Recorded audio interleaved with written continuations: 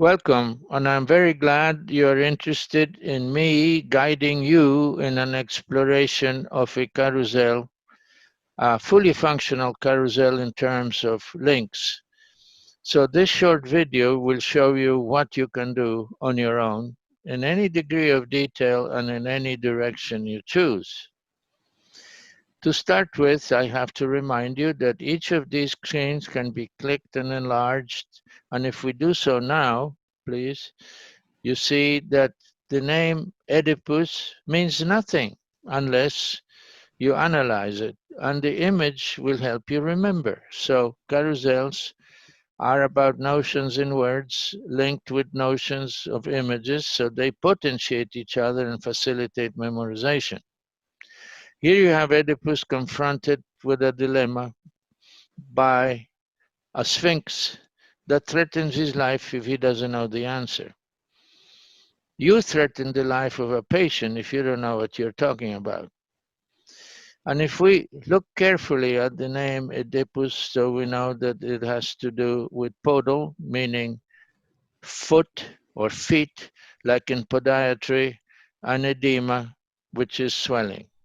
But that's not the theme of today. The theme of today is in the next screen. So let's close this and open the next screen.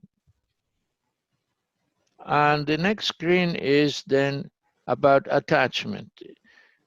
It's hard to comprehend what attachment is on its own, illuminating linked words like connection, bond, tie, joint, coupling are going to illuminate additional perspectives, and it may surprise you, and eventually they may connect with FASD, which is the F for fetal alcohol spectrum disorders. Why?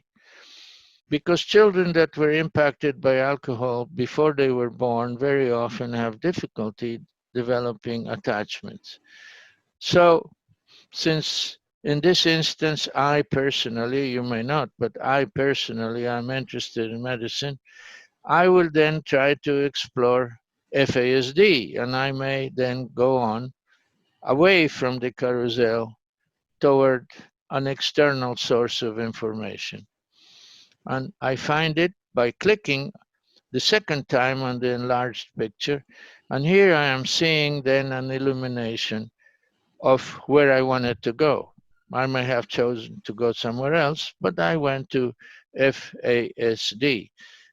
And so that between attachment and FASD shown on top and below are these words, fetal alcohol spectrum disorders. And what does that mean? Well, let's click on FASD and see where we go. And we end up here in a webinar that I see is 7 minutes long, and it will be talking about alcohol. And let's listen to a few seconds. If I like it, I will listen all the 7 minutes. If I don't, For I stop it. crying out loud, let's talk about alcohol. And why would I say for crying out loud when I'm supposed to talk about children impacted by alcohol? Because they cry a lot. There is something disharmonious about how they feel about themselves, how they feel about their environment. And of course, all children cry a lot, but alcohol exposed children do more so. And of course, just like other children, crying is replaced as they grow older by other behaviors, and in the case of alcohol exposure, by other signs of distemper, of disharmonious development of their character. It may go as far as behaviors that can be considered antisocial and even criminal. So that's enough. And let's go back and let's say that you are not clinically inclined, that you will cut it short, or you are clinically motivated, and you will see all the 7 or 10 minutes of that video. But let's move on to what is fetal. What does that mean? And if we click, we then see an illustration. Here is a fetus, and a fetus is attached to the mother. So when a fetus is separated, delivered from the mother, he becomes a baby. But as long as he's attached, he is not a baby, he's a fetus. And he's attached by a cord to the place in the mother, that's placenta. So remember, placenta, place of something to do. And this is what's written down there. It says the placenta is similar to cottage cheesecake and all kinds of other things. You may say, this is nonsense, let's move on. Or you may stay by thinking, ja, this is very, very fascinating. Let's go back. We could click on alcohol. What in the world is alcohol? Well, I don't know what's alcohol, but then here's the illumination. And why do we call spirits alcoholic beverages? What has that to do with spiritual? And we often say to good health while we drink what technically is a toxin. And how does that inspire authors to be half drunk before they become inspired? Or libate. What does alcohol liberate or makes libertine of people? Or what is drink? After all, drink can be anything, water, but we call it drinking. And we say you drink too much, you're a drunk. So it is deeply embedded. And we say imbibe and baby. Well, what? The babies imbibe, but they don't imbibe alcohol. So here you have another whole panorama that you could explore. But we can't do that in the interest of brevity. That's up to you. You want to go to the fully functional carousel, you can spend a week exploring all of these things. It's up to you what you explore and what you don't. Let's go back. And now we have the word spectrum.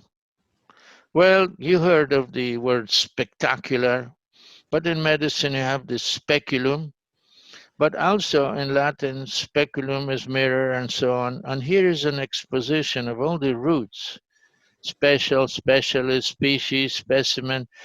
It's a very, very broad implications in the word spect, specter, inspector, speculate, and so forth. You like that? You find it fascinating? Read it. You don't? Get out of it and let's continue now. Let's go back. What about disorder? What is disorder? Well, is very complicated, and you ended up landing in a short, crisp nomenclature, vocabulary. Let's go to see if here there is something called normal. Let's go to the letter N, and I want to know what normal and norm may be in a very short fashion. You can go to an encyclopedia and you may then find much more. But notice we said we are talking about nomenclature. What do words give name to?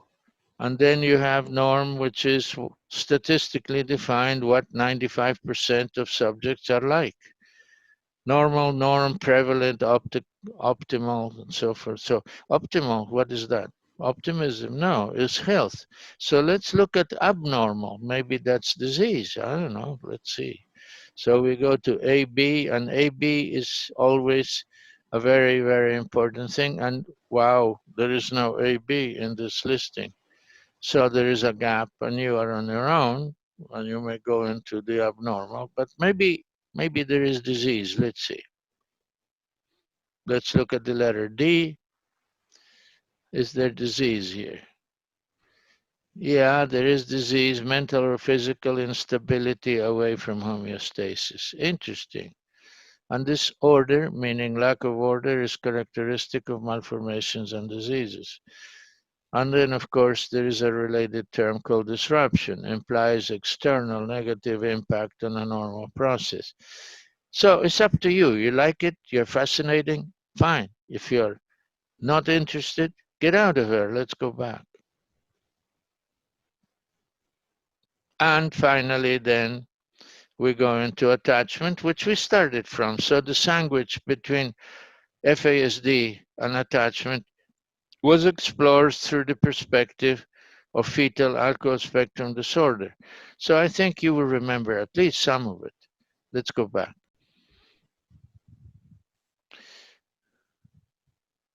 And you could see then the images flashing by you, that you could open each of them, explore new perspectives, and altogether these perspectives will amount to dozens of different depths and directions. But I can guarantee you that you will never forget many, many, many fundamental words, both in general cultural terms. I stop at this image because it's so important. It is the process of creating attachment, bonding, affection between an adult and an infant. An infant has to attach to develop fully, but it has to have someone to attach to. This little orphan would have nobody to attach to except that this young nursing student comes to visit him repeatedly, and they begin to know each other, develop an affection, become bonded. Many orphans and many alcohol impacted infants may suffer from attachment disorders, but they can be ameliorated. And this is an example of an early intervention.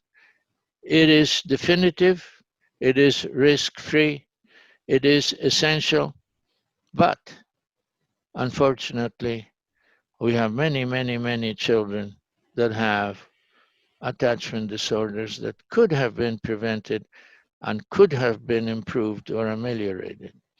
So let's go to the next. And here is the end, which I'm sure you may welcome. But I need to stress again that you can explore each of these carousels your way, and that's their purpose. You can explore them repeatedly, once for orientation, another time for FASD, another time for whatever the images are conducting you to, whether it's placenta, whether it is a webinar.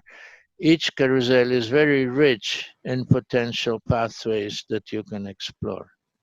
And I hope you do so, and therefore, please accept my best wishes. Thank you for your attention. And I must say that I hope to see you soon among our visitors. Goodbye.